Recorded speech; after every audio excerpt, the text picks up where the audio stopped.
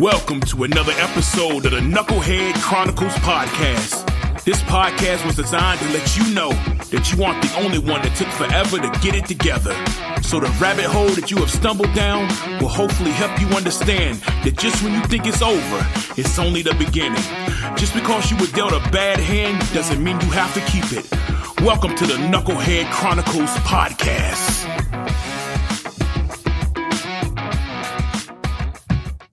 And what's going on? What's happening with you guys? Happy Friday. This is another episode of the Knucklehead Chronicles podcast. This is Let's Spin the Block. I'm not sure what episode this is. I think it's 7 or 8. I'm not sure. But I'm going to give you guys a slight recap, and then we're going to get into the next chapter of what my horrible lesson-filled life was like. So if you guys listened to the last episode, we were talking about when I went to go live with my friend after my separation from Strawberry, the second marriage. I went to live with my friend. That particular situation went nuclear, and we're no longer friends, of course. I haven't talked to him since. That's been over 15 years ago. So going into the next chapter, now I'm going to give you guys a little bit of my mindset. At this point in my life, I am just emotionally lost. I don't know my head from my ass, to be truthful with you. And it was just a terrible type of situation. And I couldn't figure out life. I couldn't make a decision. And so it was just crazy. Now, what I will do is give you guys a little bit of backdrop. Okay. Even though I was living with my friend, I still talk to Strawberry every single day of the week. Every single day we talk. Now, I'm not sure if that's something that she wanted to do. It could have been a thing of she might have been just trying to talk to me to appease me and try to calm me down because it was bad. It was a really bad type situation. But the reason why I continued to keep that communication open with her is because I was begging. I was begging. Don't let it be a situation to where you're constantly having to say, I'm sorry. I know my friend in Louisiana, and she always says, why are you always apologizing? Because that's just kind of way, that's the way I was kind of bred, right? Because everything was always my fault, right? So every day for a year, we communicated one way or the other. But it was mostly me just begging to come back home, me begging to fix the issue, me begging this and me begging that.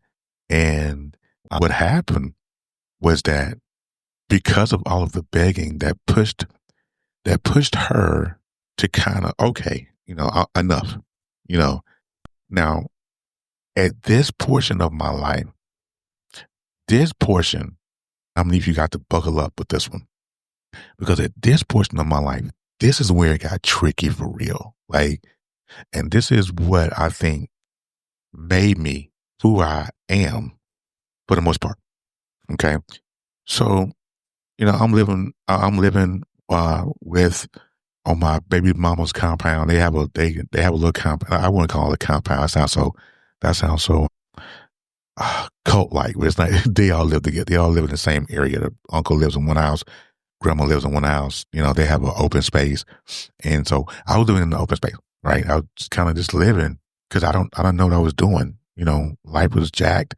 I was technically homeless, but they gave me the opportunity to live up under their roof and have somewhere to sleep and things like that. So, like I said, me and Strawberry, we were talking every single day of the week. Like I said, most of the time it was just me begging. She was just listening. Now, what happened was, like I said, I need you guys to buckle up because it's going to get tricky right here.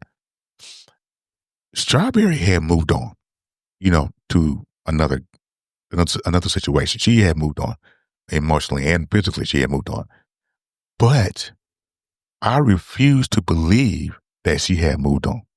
Right? I refused to believe it. So we raised a daughter together. Our daughter, she just graduated from Northern Illinois. She just got her master's degree. So she's, but I raised her from a baby, right? And so we came to an agreement one day. just out of the blue. And it kind of shocked me because I wouldn't think that she would never ever agree to anything like that. So the agreement was that I would come back to Illinois. That's where she was living at the current time. Because when she left me, she went back to Illinois. And so I begged her. I guess I edged her and then pushed her enough to where she was like, okay, just come on. Right. And so I ended up going to Illinois. This is in 2010, just so you guys understand. Kind of put a date on this. 2010. This is 15 years ago. It doesn't seem like it's been that long, but it has been 15 years ago. Now, the agreement was I come spend time with our daughter that we raised together, get my shit together, and get the fuck on. That was the agreement in her head, right? But in my head was, I'm gonna get my wife back, right? So it was a constant fight. It was a constant fight between me and her because and I was bullheaded. I'm an Aries, so I'm ramming, I'm bullheaded. So I'm going to enforce my will on you, even though you've already said that's not what it is. You know what I'm saying? I can laugh at it now, but I couldn't laugh at it then. It was crazy. So I went back to Illinois in 2010. I'm not gonna say it's the worst mistake, but it was. It's not. It wasn't even a mistake. It was just, it's something that I had to go through. So I went back to Illinois. I went to Illinois, and I lived with this woman. Now I want you to know that we were estranged. We didn't sleep in the same bed. We didn't sleep in the same bedroom. Not even close. Again, I'm under the impression that I'm gonna get my wife back. She ain't moved on. She haven't moved on with nobody. She ain't got no boyfriend. Da da da da. Wrong. Because she had one of them. Wrong. Right. And so now this guy that she had moved on to, he was a friend of hers. They've been friends for years.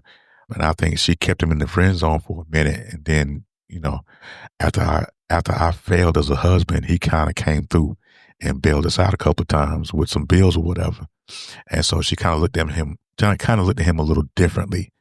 And so when she moved back, when she left me and moved back to Illinois, she decided to give it a shot, and so they were together. Now me, I'm naive. I don't even think it was naive. I think it was just stupid. It was just outright stupid because I knew she had moved on. I knew she was with this guy, but I was just compelled, and I knew that she didn't do me like that. She wouldn't do that. She loves me. That's my wife. You know what I'm saying? That was my, she hates that. If she listens to this podcast, she's going to cringe. But she hated that when, that's my wife. But she moved on. But I didn't want to accept that she had moved on. That's the cautionary tale is going to be down the road in a little bit. It was it was really bad. So I spent 4 years in Illinois. I finally left in 2014. Enough. Not enough was enough. But just to give you a little bit, the story while I was in Illinois and the reason why it's such a major part of what made me, because when I tell you that those 4 years in Illinois broke me all the way down, like broke me all the way down to the lowest denominator. Okay. Because I'm fighting my own thoughts. I'm fighting this dude. Like this dude, we were about to we about to go to blows once. It was just really, really crazy. And I ignored all of the flags, all of them, because I didn't want to accept. So just to give you a couple of examples, it's like I told you, we was estranged, so we were sleeping in the same bed or in the same bedroom at all. So what she would do is, she would go to work. And now, when I first got there, I didn't have a job right away. So it was like, okay, I got to figure it out. So she leaves to go to work and she would lock her bedroom door. Like, what are you hiding? What are you hiding? Why are you locking your bedroom door? Like so it wasn't so much as a red flag for her, but for me, it was stay the fuck out of my shit.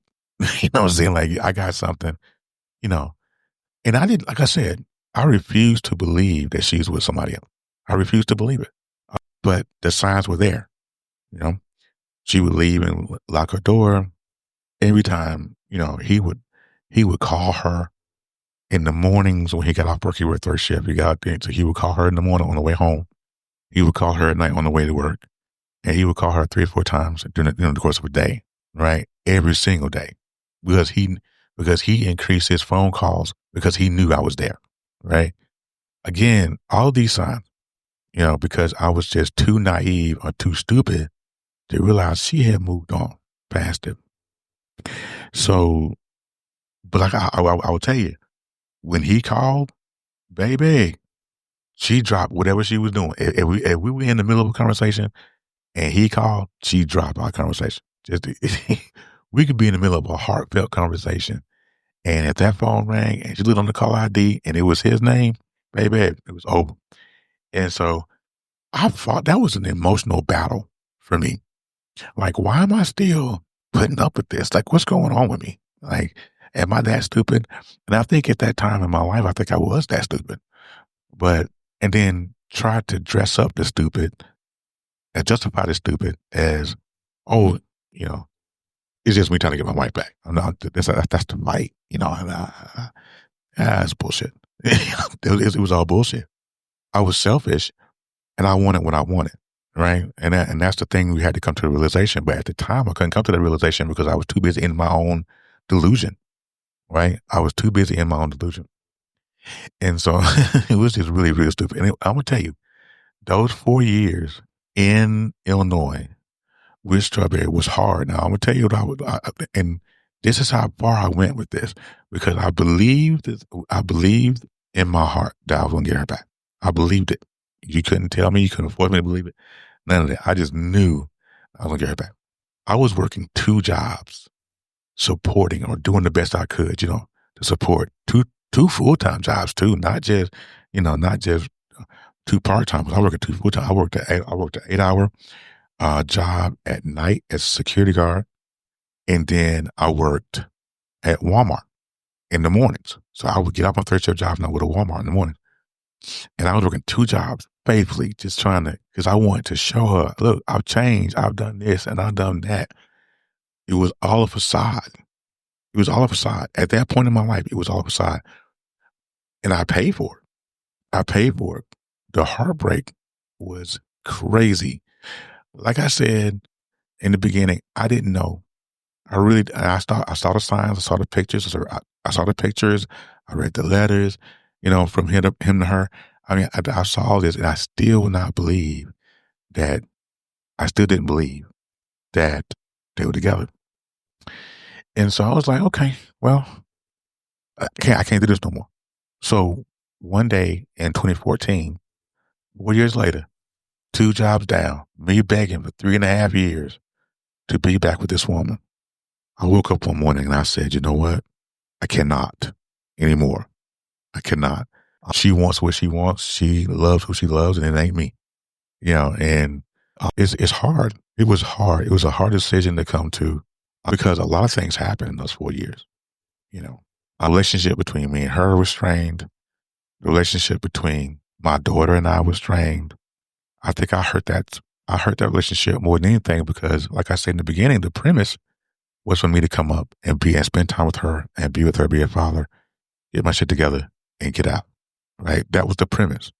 But I didn't do that. I was so overcome with getting my wife back that I forgot what the premise was. And it caused her trauma.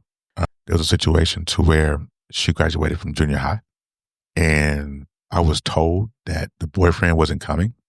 And the next thing I know, he shows up, at the graduation, which trained us, which pissed me off to no end because I thought you told me that he wasn't coming. Y'all know I don't like this guy. But at some point, you have to come to a realization. At some point, you got to say, okay, enough's enough. And so begrudgingly, I said, okay, this is in 2014. I was like, I can't do this no more. I'm so done. And one morning I woke up, I bought me a plane ticket and I got paid. I bought me a plane ticket. I quit my jobs, bought my plane ticket, I went back home. Before I left, she had took her oldest daughter to the train, so I was there by myself. And I left a note on her pillow, and I was like, I can't. I realized that I'm not that guy. That was painful. That was really painful. And I left and got in a taxi. I got out the plane and went back to North Carolina. Right. And that ended my 4 years of torture in Palestine. Like I said, it wasn't really torture. It was self-inflicted. It was a self-inflicted gunshot wound. Self-inflicted, man. I did that. There were so many stories within those 4 years that I'm not going to get into on this podcast, but just know that everything that glitters ain't gold. Just because you want it, don't mean you're going to get it. Right? Listen to the other person. Be mindful of what you are doing. Do not set yourself up for emotional failure. And that's exactly what I did. I set myself up for any emotional failure. And I failed miserably, and I paid for years after that. I entered into a new relationship. That's in the next episode, though, because she was Looney Tunes. I thought she wasn't like Shirley, though, but she Looney Tunes. Anyway, so the cautionary tale here is this: if you have the opportunity to right or wrong, do it before it's too late. What you can't do is keep making bad choices and bad decisions and think that it's just going to slide over. It's just going to go over with time. It's not. You cause trauma to people, and, you cause trauma, and you just can't. You just cannot. If you have the opportunity to write it, write it. If you have the opportunity to fix it, fix it. Be true to yourself and be true to the people you're dealing with. Listen, that's the number one thing, man. If I can't tell you nothing else, man, listen to the other person. Because if they tell you they ain't happy, then they ain't happy. Don't take your delusion and try to imply it on them. Because it's not their delusion, it's yours. All right? It's your delusion, not theirs. If they tell you, look, I'm not happy, I don't want this, I moved on, I'm in love with somebody else, or whatever they tell you, listen to them. Listen to them, because you can't. What you gonna do? One of the and I talked to Strawberry just the other day, and one of the lines that she said to me, and it's still true today. She said to me when she was talking in relation to her boyfriend at the time, she would say, I'm gonna love him until my heart stops loving him. Listen, women don't say shit like that just to be saying shit like that. They mean that. If she say, I'm not going to stop loving him until my heart stops loving him. That thing sticks in the back of my craw, in the back of my brain. And anytime we have a conversation, because she's still my friend, and anytime we have a conversation, it's like, that sticks in the back. But I tell you what, when we have a conversation, we listen. I listen. We listen and we don't. We listen and we don't judge. Listen, man, if you guys enjoyed the podcast, listen, please subscribe to the podcast. Share the podcast. That's most important. Share the podcast. If you have any questions or any topics you want me to talk about on the podcast, reach me at Knucklehead Chronicles Podcast at gmail.com. You can listen on Spotify, YouTube, and Facebook. Check me out. Next episode, Cancer Update, is on next Friday. I did one this morning on Facebook. So if you missed that, go to my Facebook page to check out the Cancer Update episode, or actually round 10, which I'll be going to Wednesday. But until next time, you guys have a great and wonderful rest of your day. I love y'all, and I will see y'all down the line.